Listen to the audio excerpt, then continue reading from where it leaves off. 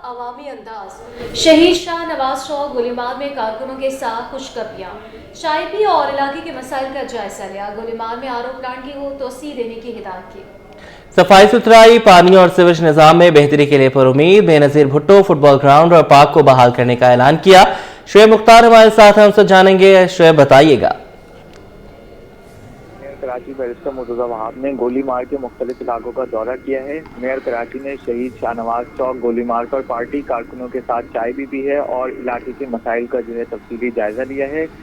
Barrister Murtaza Wahab ने मुतालिका हुकाम को गोलीमार में आरओ प्लांट को तोसी देने की जो है हिदायत भी की है, जबकि इलाके में 50 गैलन गुंजाइश के आरओ प्लांट को 3 लाख गैलन तक बढ़ाने का भी मेयर कराची की जानिब से जो है वो ऐलान किया गया है। बैरिस्टर मुर्तजा वहाब का कहना है कि गोलीमार और दीगर इलाकों में आरओ प्लांट की तोसी से लोगों को पीने का साफ पानी मुयस्सर आएगा। इलाके में सफाई सुथराई और पानी व सीवरेज के निज़ाम को भी बेहतर बना रहे हैं। गोलीमार और रिजविया कॉलोनी समेत मुल्हका इलाकों के मकीनों को इससे सहूलत मिलेगी। बैरिस्टर मुर्तजा वहाब का कहना है कि गोलीमार में शहीद बेनजीर भुट्टो फुटबॉल ग्राउंड और पार्क को भी जल्द बहाल किया जाएगा, जबकि शहीद बेनजीर भुट्टो फुटबॉल ग्राउंड और पार्क को सरसब्ज बनाकर जदीद सहूलियात से भी आरास्ता करेंगे। जिला बस्ती के नौजवानों को खेलो तफरीह की मयारी सहूलियात की फराहमी पर भी मेयर कराची की जानिब से जोर दिया गया है। बैरिस्टर मुर्तजा वहाब का कहना है कि पाकिस्तान पीपल्स पार्टी अपने मंशूर के मुताबिक जो है शहरियों की खिदमत में जो है मसरूफ है। जिला बस्ती में मुताबिक तरक्याती मंसूबे जो है मुकम्मल किए गए हैं और मजीद मंसूबे भी आइंदा आने वाले साल जो है वो लाएंगे। इस शहर की तरक्की व खुशहाली के लिए वो हर मुमकिन इकदाम उठाएंगे। जी, बहुत शुक्रिया, आपने हमें अपडेट किया। स्काईविंग्स एविएशन का पारा चनार के लिए एयर एम्बुलेंस सर्विस चलाने का ऐलान। 2 तैयारे फौरी भेजने का फैसला किया है। सिविल एविएशन से फ्लाइट ऑपरेशन की इजाज़त मांग ली है। आपको बताते चलें कि पारा चनार के लिए एयर एम्बुलेंस की सर्विस शुरू करने का फैसला किया गया है। स्काईविंग्स एविएशन की जानिब से 2 तैयारे फौरी भेजने का फैसला किया गया है, लेकिन उससे पहले इजाज़त तलब की गई है। फ्लाइट ऑपरेशन के लिए सिविल एविएशन की जानिब से स्काईविंग्स एविएशन का पारा चनार के लिए एयर एम्बुलेंस सर्विस चलाने का ऐलान। 2 तैयारे फौरी भेजने का फैसला किया गया है। सिविल एविएशन से फ्लाइट ऑपरेशन की इजाज़त मांगी गई है। स्काईविंग्स एविएशन का पारा चनार के लिए एयर एम्बुलेंस सर्विस चलाने का ऐलान। बात करने के लिए खुर्शीद रहमानी हमारे साथ मौजूद हैं, अपडेट कीजिएगा इस पर। जी, स्काईविंग्स एविएशन का पारा चनार के लिए एयर एम्बुलेंस सर्विस चलाने का ऐलान किया है। इस वजह से जो स्काईविंग्स की एविएशन की जो सीईओ है इमरान कहना है कि स्काईविंग्स एविएशन पारा चनार के लिए फौरी तौर पर एयर एम्बुलेंस चलाने का फैसला किया है। इस वजह से इन्होंने ये मुतालबा किया है कि सिविल एविएशन फौरी तौर पर पारा चनार के लिए एयर एम्बुलेंस सर्विस की फ्लाइट ऑपरेशन की इजाजत दे, जबकि पारा चनार की फजाई ऑपरेशन के लिए डायमंड DA-14 तैयारा और दूसरा जदीद पाइप का तैयारा मुख्तस किया है। इस वजह से पारा चनार की आवाम के लिए स्काईविंग्स एविएशन हर वक्त तैयार है। इमरान कहना कि जदीद पंजाब की रेस्क्यू 1122 सर्विस की एयर एम्बुलेंस सर्विस के लिए बरामद किया गया था, जबकि तैयारा CA इंस्पेक्शन कर रहा है, जबकि सिविल एविएशन अथॉरिटी को तैयारों को फौरी तौर पर पारा चनार के लिए एयर एम्बुलेंस सर्विस ऑपरेशन के लिए जल्द रिलीज करे। इस वजह से पारा चनार के लिए एडी फाउंडेशन की खिदमत को सराहते हैं, जबकि ये भी कहना है कि स्काईविंग्स एविएशन पारा चनार के लिए हुकूमती हिदायत तक अपनी फजाई ऑपरेशन जारी रखेगा। जी, कराची के कम उम्र मैकेनिक का कारनामा। दिन रात मेहनत करके 1970 की खटारा जीप को मॉडर्न जीप में बदल डाला। अब्दुल बासित कहते हैं कि बचपन से ख्वाब था कि जीप मॉडिफाई करूं। आज जब ये बन गई है तो ऐसा लगता है कि ख्वाब देख रहा हूं। मजीद जानेंगे उसामा मलिक से, बताइएगा।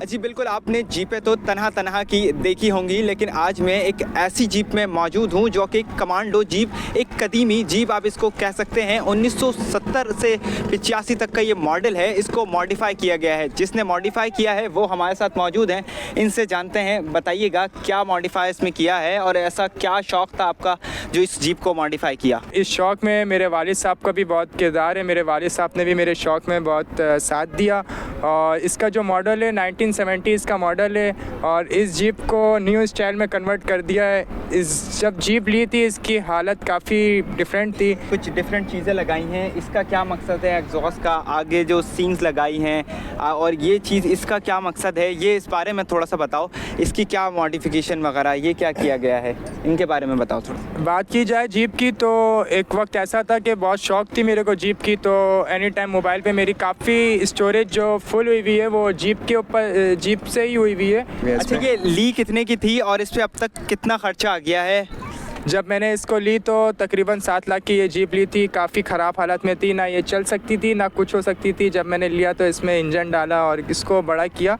तकरीबन इस गाड़ी की लेंथ को 2.5 फीट 3 फीट लंबा किया और अभी इस गाड़ी की जो लेंथ है वो 13 फीट लेंथ है इसकी।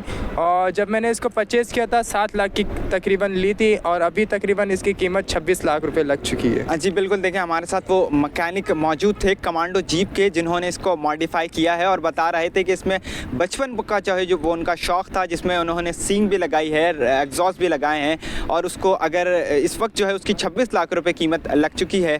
लेकिन वो कह रहे हैं कि ये शौक़ का कोई मोल नहीं होता, अगर उन्होंने किसी चीज़ को मॉडिफाई किया तो वो जीप ही होगी। जी। आला सानवी तालीमी बोर्ड कराची रिसेप्शन सेंटर से महरूम है। मालूमाती काउंटर की भी सिर्फ एक खिड़की फ़ाल है, बाकी अमला ड्यूटी से गायब। खुले गटर बोर्ड इंतज़ामिया की अदम तवज्जोही की दास्तान बयान करने लगे।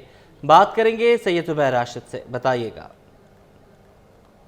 हाँ जी बिल्कुल, देखिए इस वक्त मैं मौजूद हूँ आला सानवी तालीमी बोर्ड कराची में और यहाँ के अगर सूरत हाल के हवाले से बताया जाए तो आला सानवी तालीमी बोर्ड कराची जो है बुनियादी रिसेप्शन से जो है वो महरूम हमें दिखाई देता है। अगर मेरे कैमरामैन नवेद अगर आपको कैमरे की आंख से मुलाजा करके दिखा सकें कि ये आला सानवी तालीमी बोर्ड कराची का मरकजी गेट है और मरकजी गेट के उल्टे हाथ पर एक काउंटर जो है आपको दिखाई देता है जो कि रिसेप्शन काउंटर कहलाता था। और इस रिसेप्शन काउंटर में ना ही अमला है और ना ही यहाँ पर बुनियादी जो बच्चों को फैसिलिटेशन फराहम करने के हवाले से जो सहूलियात होनी चाहिए वो भी यहाँ पर मौजूद नहीं है। जबकि दूसरी जानिब ये जो आप अहाता देख रहे हैं यहाँ पर इसको इंक्वायरी और मालूमाती सेक्शन जो है करार दिया गया है, लेकिन यहाँ पर 7 खिड़कियां हैं जिसमें से सिर्फ और सिर्फ एक खिड़की जो है ऑपरेशनल है। आप देख सकते हैं यहाँ पर स्टूडेंट्स हैं जो कि अपने इम्तिहानी फॉर्म्स के हवाले से मालूमात कुछ इकट्ठा कर रहे हैं। इसके अलावा एक और चीज मैं आपको ये दिखाता हूं कि ये अहाता आप देख सकते हैं कि ये गटर जो है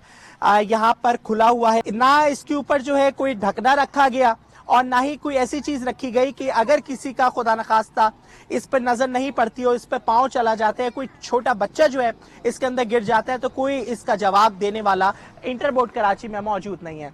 मुझे बताइए, यहाँ पर आप हैं मौजूद, गटर सामने हैं, टूटी फूटा यहाँ पर इंफ्रास्ट्रक्चर है, क्या कहेंगे? सर इंतज़ामिया समझ लो यहाँ कुछ भी नहीं है। अभी मेरा बेटा यहाँ पर खेल रहा था, मैं साथ लाया था तो ये बिल्कुल करीब चला गया था यहाँ से, तो यहाँ गिरता, मैं भागता हुआ पकड़ा, गिर जाता है इसमें अभी है।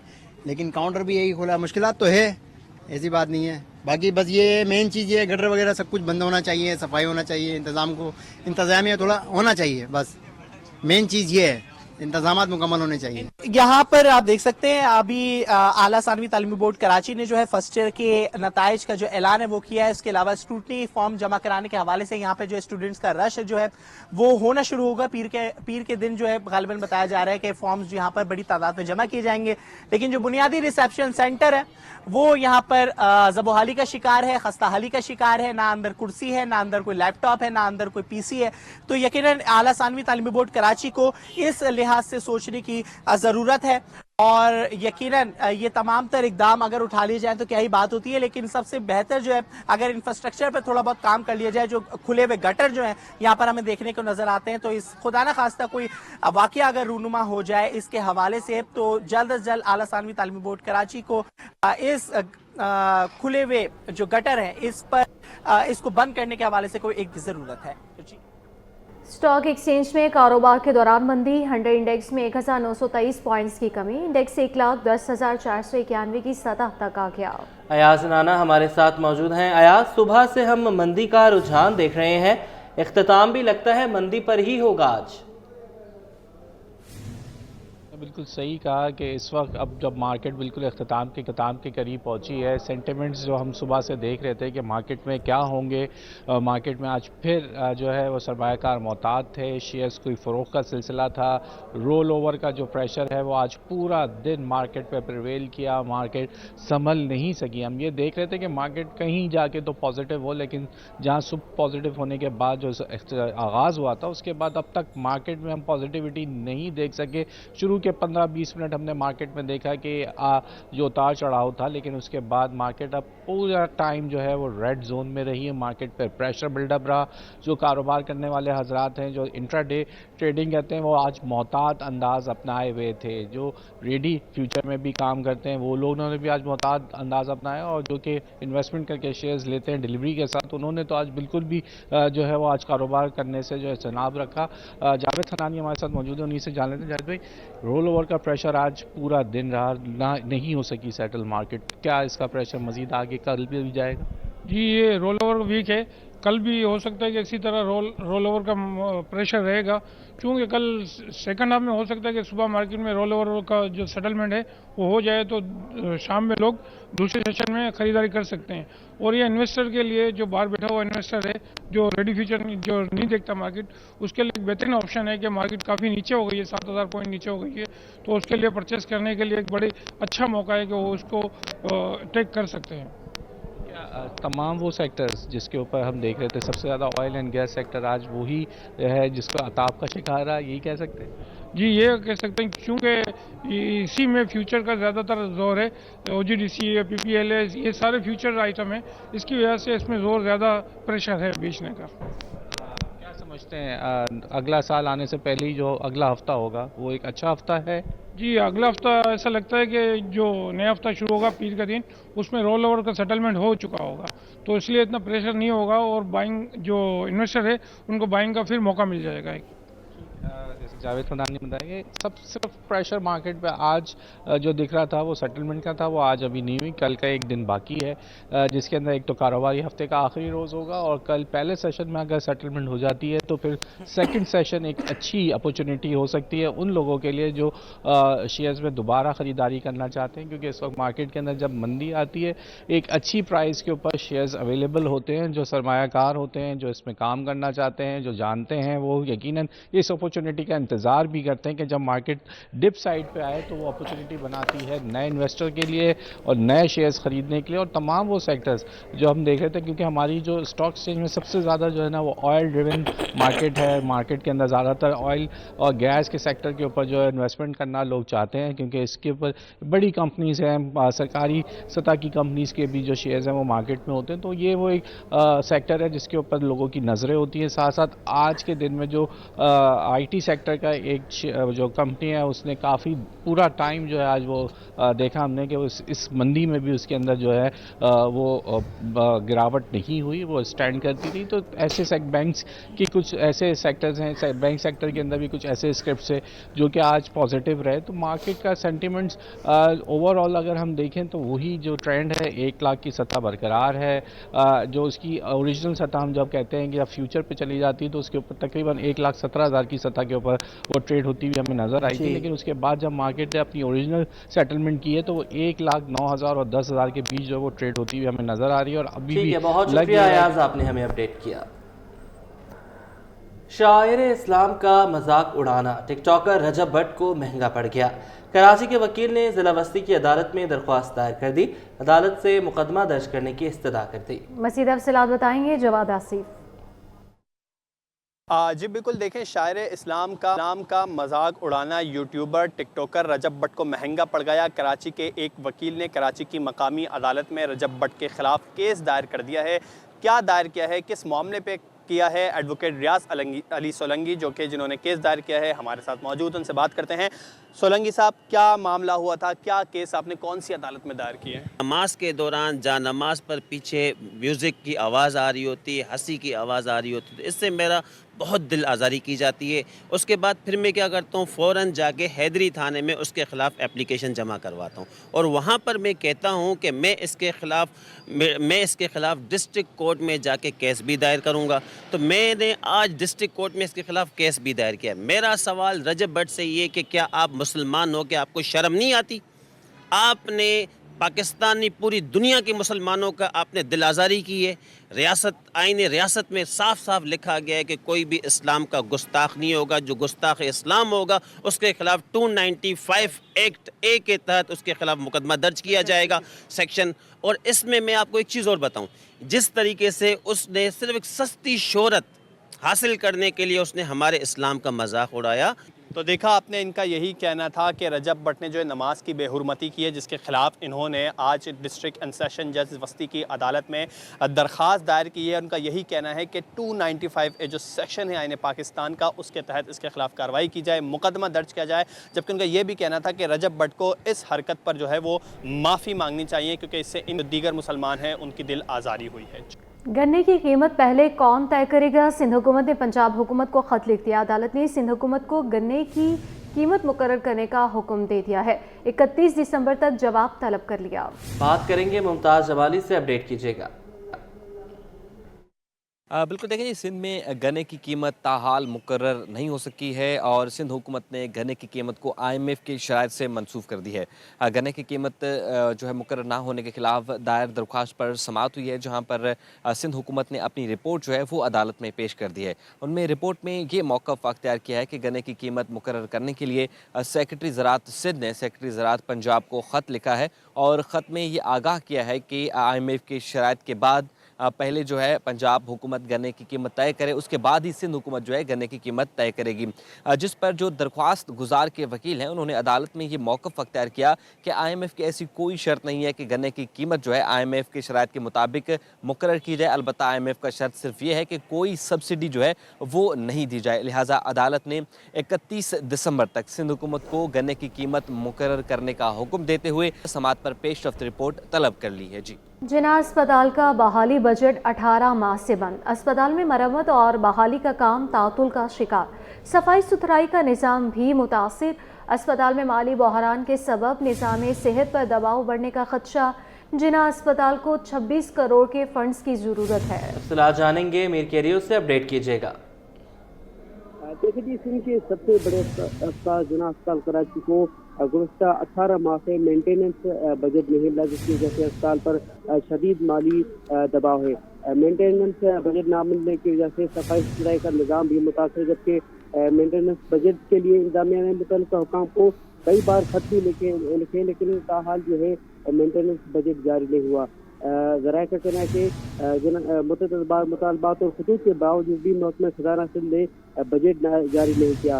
अस्पताल को 18 माह से फंड्स की शदीद किल्लत है, जिसे जबकि जना अस्पताल को 2023-24 और 2024-25 की मेंटेनेंस बजट की जो रकम है वो ताहाल नहीं मिली। जना अस्पताल के लिए मजमूई तौर पर 26 करोड़ से ज़्यादा की रकम जो है मेंटेनेंस बजट के लिए दरकार है, जो कि ताहाल नहीं मिली, जिसकी वजह से ज़राए का कहना है कि अस्पताल में शदीद माली बहरान का शिकार है। अस्पताल की तज़ीन और आयश मरम्मत का काम भी नहीं हो सकता, जबकि मरीज भी काफ़ी परेशान है। जबकि अगर बात की जाए अद्वियात की, तो अद्वियात की किल्लत भी पैदा होने का सकता है। ज़राए का ये भी कहना है कि 18 माह से बजट जो मेंटेनेंस बजट है ना मिलने की वजह से सफाई सुथराई का निज़ाम शदीद मुतासर है। जो बिल्स वगैरह हैं, बिल्स की अदायगी नहीं हो पा रही। अगर बात की जाए मरीजों की, तो मरीज भी काफ़ी परेशान है, मरीजों के मसाइल भी दिन ब दिन बढ़ते जा रहे हैं। जबकि बहरान की बात की जाए तो ये जो बहरान है संगीन से संगीन होता जा रहा है, लेकिन ताहाल जो मुतल्लिका हुकाम है जो। ठीक है, बहुत शुक्रिया मीर, आपने हमें अपडेट किया। महकमा सेहत में इनकलाब की जानिब एक और कदम। जाले वज़िर-ए-आला ने मलीर में हसन सुलेमान मेमोरियल अस्पताल का संगे बुनियाद रख दिया। बोले, पीपल्स पार्टी की सरकार पब्लिक प्राइवेट पार्टनरशिप के तहत हेल्थ सेक्टर में इनकलाबी काम कर रही है। अनुषा जाफरी की रिपोर्ट। सिंध हुकूमत सेहत सहूलियात की फराहमी में बाजी ले गई। मलीर में हसन सुलेमान मेमोरियल अस्पताल का संगे बुनियाद रख दिया गया। तकरीब से खिताब में वज़ीर आला सिंध सैयद मुराद अली शाह ने यकीन दिलाया कि अस्पताल की तामीर में पैसों की कमी और कोई रुकावट आने नहीं देंगे। ये अस्पताल मलीर की आवाम के लिए तोहफा होगा। We are proud of what we've been able to do in the health sector here in Sindh. But whenever someone comes to me and wants to do the work which the government should be doing, ये हुकूमत का काम है। लेकिन आप जैसे लोग जब आते हैं और डॉक्टर जावेद सुलेमान आए, उन्होंने मुझे बताया और मैंने उन्हें एग्जैक्टली यही कहा। मैंने कहा कि जी initially just come for land, कि हमें ज़मीन दे दें। उस ज़मीन में भी इश्यूज आपको पता है इधर होते रहते हैं जो सारे, लेकिन अल्हम्दुलिल्लाह रिजॉल्व हुए। वज़ीर आला सिंध सैयद मुराद अली शाह ने कहा कि इस मुल्क ने हमें बहुत कुछ दिया, खिदमत हम पर लाजिम है। मुराद अली शाह ने मजीद कहा कि पीपल्स पार्टी की सरकार न सिर्फ मुल्क में सरमायाकारी ला रही है, वहीं पब्लिक प्राइवेट पार्टनरशिप के तहत हेल्थ और दीगर सेक्टर्स में इनकलाबी खिदमत सर अंजाम दे रही है। आप जितना करेंगे, हुकूमत सिंध, सिंध के लोग, इसलिए हुकूमत सिंध का पैसा सिंध के लोगों का पैसा है।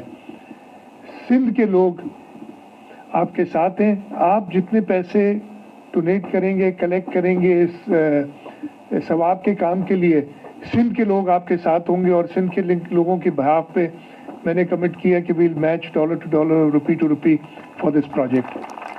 तकरीब में सीनियर वजीर शर्जील इनाम मेमन, मुकेश कुमार चावला, वकार मेहदी समेत दीगर अरकान काबीना भी मौजूद थे। कैमरामैन नवीद के साथ अनुषा जाफरी, 24 न्यूज़, कराची।